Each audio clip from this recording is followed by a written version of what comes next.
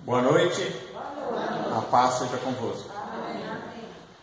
Abra sua Bíblia em João 3,14. Está escrito assim: E como Moisés levantou a serpente no deserto, assim importa que o Filho do Homem seja levantado, para que todo aquele que nele crê não pereça, mas tenha a vida eterna. Porque Deus amou o mundo de tal maneira que deu o seu Filho unigênito, para que todo aquele que nele crê não pereça, mas tenha a vida eterna.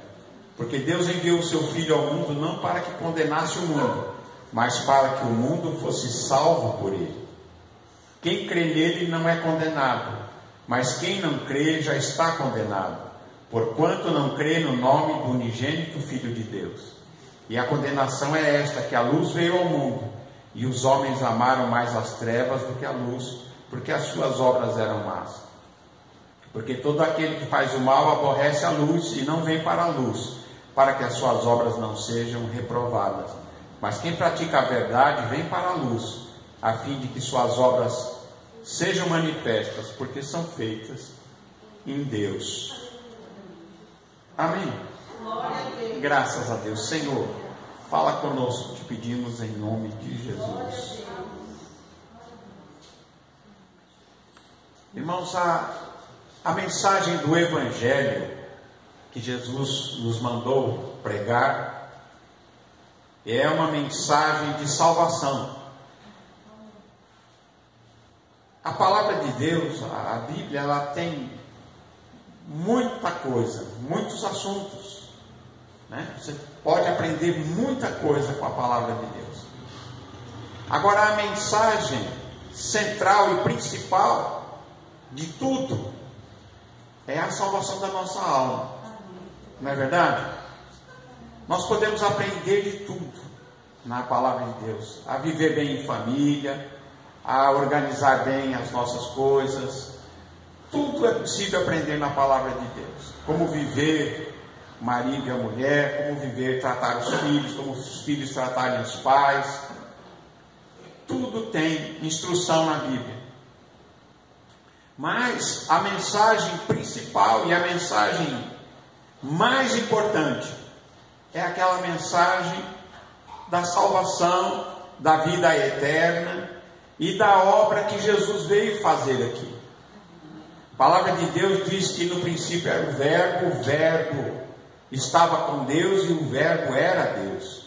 E diz que o Verbo se fez carne, habitou entre nós. E que vai dizer que Deus se fez carne, Deus, o próprio Deus veio aqui para salvar o homem. Porque está escrito aqui na palavra de Deus que Deus amou o mundo de tal maneira que deu o seu Filho unigênito, para que todo aquele que nele crê não pereça, mas tenha a vida eterna. É interessante que nós temos que entender bem aí, tem palavras que significam muitas coisas, não é? É ou não é? A palavra mundo, por exemplo, diz aqui que Deus amou o mundo de tal maneira que deu o seu Filho unigênito, para que todo aquele que nele crê não pereça, mas tenha vida eterna. Essa palavra mundo aqui quer dizer Deus amou a humanidade, as pessoas. Deus gosta de gente. Entenderam? Deus ama as pessoas, Deus amou as pessoas, a humanidade. Ele amou de tal maneira que Ele deu o seu Filho para salvar a humanidade, salvar os homens, salvar os seres humanos, os homens, as mulheres, todo mundo. Essa palavra mundo às vezes tem outra conotação. Quando Jesus disse: não ameis o mundo nem o que no mundo há, porque quem ama o mundo, o amor do Pai não está nele, já quer dizer outra coisa. A palavra mundo aí significa esse sistema corrompido, esse sistema pecaminoso, corrupto, injusto que existe aqui no nosso mundo. Então esse sistema, aí mundo significa outra coisa, não significa as pessoas. Esse mundo que Jesus diz para a gente não amar, é isso, é o pecado, é esse sistema corrompido, corrupto, injusto, perverso, é isso. Amém, irmãos? Amém. Então, posto isso, nós sabemos que Deus nos amou de tal maneira que Ele veio aqui. Ele mesmo veio. Ele poderia ter enviado um profeta, ter enviado um anjo, ter enviado... Não, Ele veio Ele mesmo. É por isso que lá no livro de Atos diz que Deus derramou seu sangue por nós. Como é que Deus pode derramar seu sangue? Em Cristo Jesus, o Filho de Deus, o homem Jesus. Porque Jesus, Ele é o Filho de Deus, é Deus feito carne, é Deus que se fez carne, é o Verbo feito carne, é Deus feito carne que veio e habitou entre nós e pagou o preço.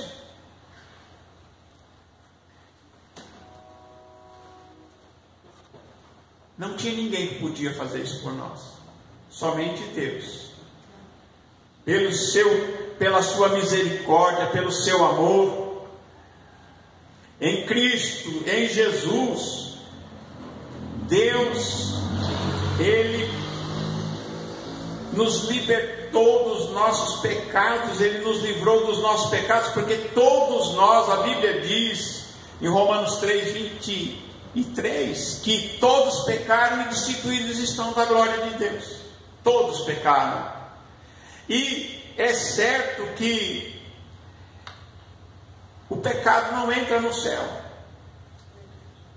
Então, era necessário que a culpa fosse paga, que a injustiça fosse paga, porque Deus tinha que ser justo, e para ser justo Ele tem que cobrar a maldade muitas vezes do ser humano. Mas se Ele fosse cobrar isso de nós, ninguém se salvaria, porque não há um justo nenhum sequer, desviaram-se todos, diz a palavra de Deus, todos se desviaram.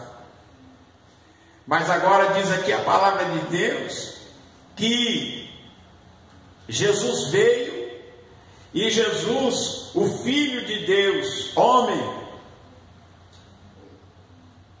Ele paga o preço. Ele vai até a cruz, e estava escrito assim: maldito aquele que for pendurado no madeiro. E Ele é pendurado naquela cruz. E quando Ele é pendurado naquela cruz,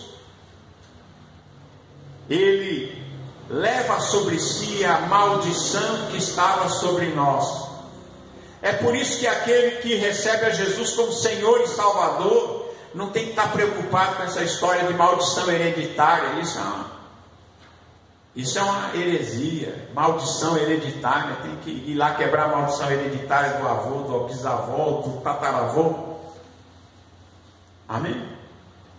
Se a gente olhar, irmãos, em 300 anos para trás, os seus ancestrais, você tem quase uns 10 mil ancestrais. Como é que você resolveu um problema desse? A gente só pensa no pai, na mãe, no avô, na avó, mas parou para pensar, você tem 2 pais, 4 avós, 16 bisavós, 32 trisavós, né? Aí vai 64, 128 e vai mudando o nome aí. 128, 256, 512, 1024, 2048. Irmão, nós estamos falando daqui dos nossos descendentes há 300, 400 anos atrás, e isso tudo está aqui na gente, é o nosso DNA. Mas nós não carregamos essa maldição, porque aquele que tem Jesus como Senhor e Salvador, Jesus se fez maldição por nós, e Ele quebrou toda a maldição, todo o pecado, todo o mal que estava sobre nós. Ele está quebrado na cruz do Calvário. E quando Jesus, Ele morre naquela cruz, Ele se faz maldito por nós, Ele se faz pecado por nós. Ele não tinha nenhum pecado, mas Ele assumiu os nossos. E a palavra de Deus diz que sem derramamento de sangue não há perdão de pecados. Por que dizia isso? Porque era necessário que o próprio Filho de Deus morresse em nosso lugar. porque não era o sacrifício dos cordeiros, o sacrifício dos animais do Velho Testamento que iria resolver o problema. Aquilo eram só figuras, porque aquele que poderia remir desde Adão até o último que vai ser salvo, aquele que vai resolver o problema, chama-se Jesus Cristo. Esses sacrifícios que fizeram desde lá no começo do Éden, quando eles saíram do Éden, pecaram, né?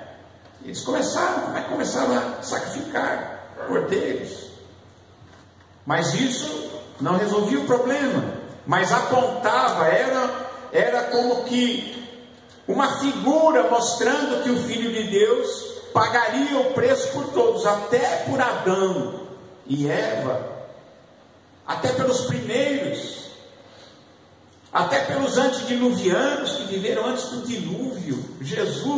Quando Jesus foi pregado na cruz e ele disse: está consumado, essa palavra levou salvação a todos os que viveram até antes dele. Ele não salvou só daí para frente, não, porque no passado muitos viveram na esperança daquele que disse Deus: da semente da mulher nascerá um que esmagará a cabeça da serpente. Foi o que Deus disse para Adão: vai nascer um, Adão, que vai esmagar a cabeça da serpente. E Adão começou a dizer: olha, esperem, ele vai vir, o descendente da mulher. Porque Jesus só tinha mãe humana, o pai era Deus, ele era o Filho de Deus, o pai era o próprio Deus. Porque o que foi gerado no ventre de Maria, diz a palavra, quando o anjo disse a José, disse: não temas receber Maria, tua mulher, porque o que nela está gerado é do Espírito Santo. O que ele está dizendo? O pai dele é o próprio Deus. E ele veio para salvar o perdido. Jesus veio para buscar e salvar o perdido. Quem é que estava perdido? O ser humano. Quando nós pecamos, nós perdemos a terra, nós perdemos o nosso corpo, a nossa alma, a gente se perdeu totalmente, até o planeta entrou em decadência. Por isso que esse planeta não é o certo, não é a nossa esperança. Isso aqui ainda está corrompido, mas um dia isso vai ser sarado. Um dia essa terra será sarada, assim como o nosso corpo será ressuscitado. O nosso espírito viverá, a nossa alma viverá, e o nosso corpo será ressuscitado, e nós seremos imortais, e este planeta será revitalizado, será tudo novo, porque Deus vai restaurar a herança. E é por isso que ele diz: assim como Moisés levantou a serpente no deserto, importa que o Filho do Homem seja levantado. Porque no deserto eles pecaram, murmuraram, falaram que não deviam, e aí começaram a ser picados por serpentes no deserto. Eles chegaram para Moisés: Moisés, nós pecamos, ore, peça a Deus por nós. E Deus falou: faça aí uma serpente de metal, coloca numa haste, e há de ser que quem olhar para a serpente não morrerá. Era só olhar. E aí Moisés fez uma serpente de metal, botou numa vara e levantou bem alto. E Jesus disse que como Moisés levantou a serpente no deserto, assim o Filho do Homem seria levantado. Aquela serpente também simbolizava Jesus, numa haste. E é o símbolo da medicina, né? Uma serpente numa haste, não é?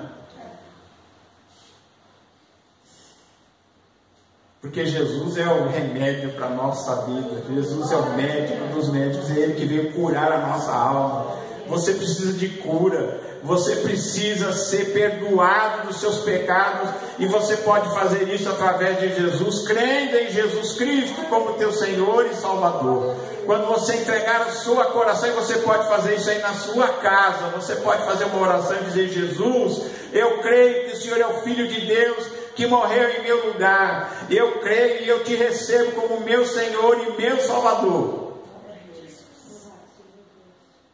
E eu tenho certeza que Ele vai visitar você aí na sua casa, e você vai sentir o perdão de Deus, e você vai ser uma nova criatura, você vai ser uma nova pessoa, você vai ser um cidadão dos céus, e você vai ter paz, paz para viver nesse mundo tenebroso, e paz até para partir daqui, né? Até para partir.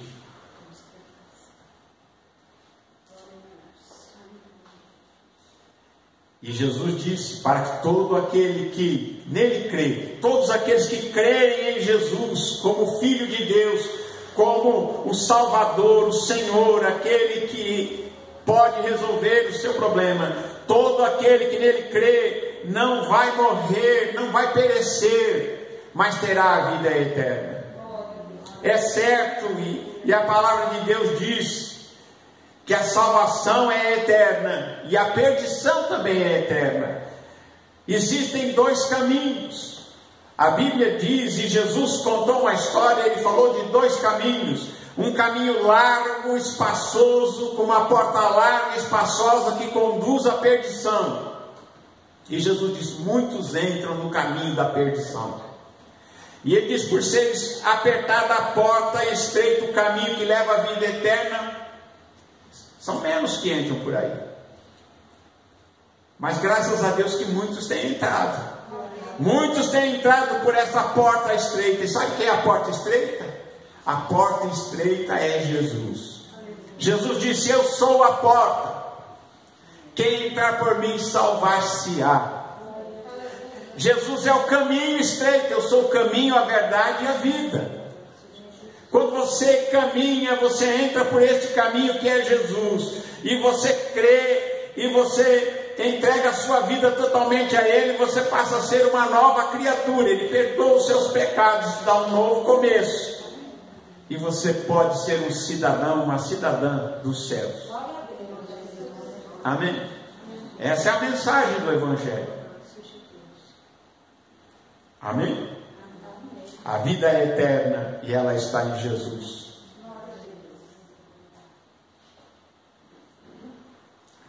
E aqui ele diz: porque Deus amou o mundo de tal maneira que deu o seu Filho unigênito, para que todo aquele que nele crê não pereça, mas tenha a vida eterna. Para que todo aquele que nele crê não pereça, mas tenha vida eterna. O que está em jogo aqui? É a nossa alma, é a eternidade.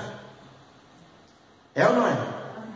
Em Jesus nós temos a vida eterna. Você crê que Jesus é o Filho de Deus, você renasceu de novo. Jesus disse que precisa nascer de novo.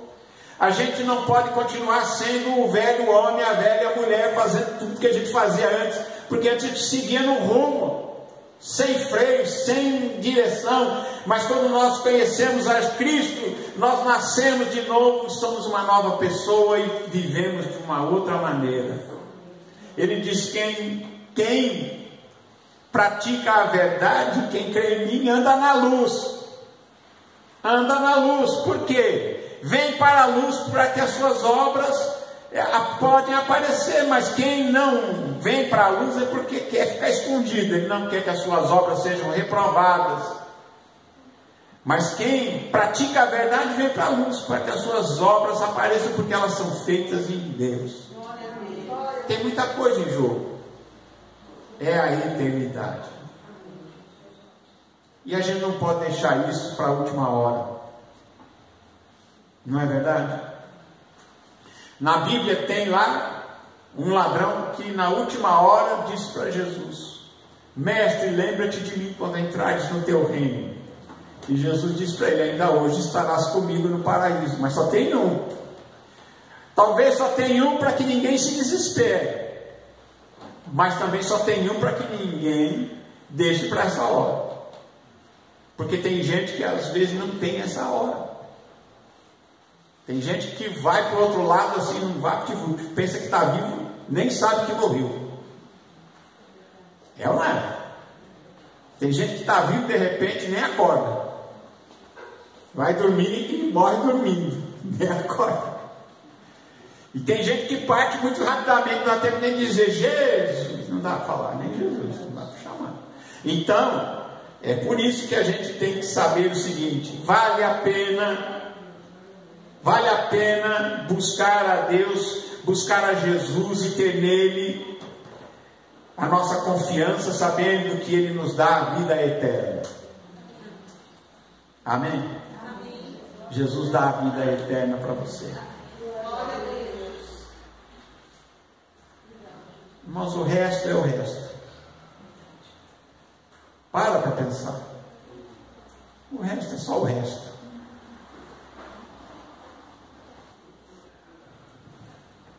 Porque Deus enviou o seu Filho ao mundo não para condenar o mundo, mas Ele enviou o seu Filho para que o mundo fosse salvo por Ele. E quem nele crê não é condenado. Mas quem não crê já está condenado, porque não crê no nome do unigênito Filho de Deus. Por que unigênito? Porque foi o único que Deus, o único ser humano gerado dessa forma, gerado por Deus, foi Jesus. Os outros todos têm um pai e uma mãe. Jesus também tinha, só que o pai dele era Deus. Amém? Ele é o Filho de Deus. José era o pai de criação, é o que criou ele, mas o pai dele era o próprio Deus. E quando nós cremos no Filho de Deus, no Filho de Deus que é também o Filho do homem, o Filho do homem profetizado que viria, o Messias de Israel, o Messias que Israel rejeitou e até agora muitos têm rejeitado, mas muitos israelitas têm se convertido a Cristo. Existem grupos de judeus ortodoxos inteiros convertendo a Jesus. Existem árabes convertendo a Jesus.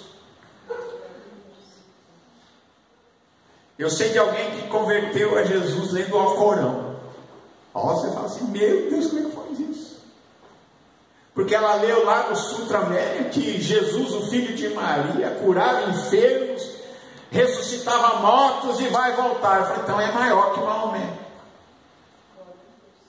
E ela um dia começou a orar, coisa que não é normal, começou a falar Jesus. E o Senhor veio ao encontro dela. Ela tinha uma paralisia, uma doença terrível que nada curava. E o Senhor a visitou naquele quarto, curou, libertou, deu força para ela. E ela foi usada muito pregando o Evangelho lá no meio dos muçulmanos. O nome dela é Bucha.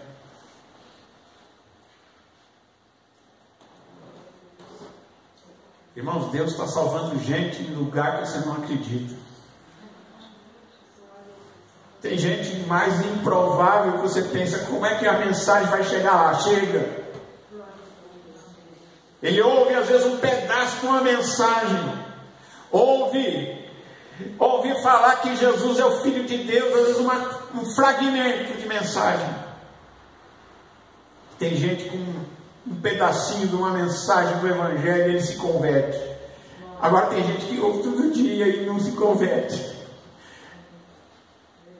Certa vez eu, pregando numa empresa, quando eu estava saindo de lá, eu falei para alguém, no dia que eu estava indo embora, eu tinha pregado durante anos ali, e eu falei para uma pessoa, eu falei: olha, você só tem que tomar cuidado com os ninivitas.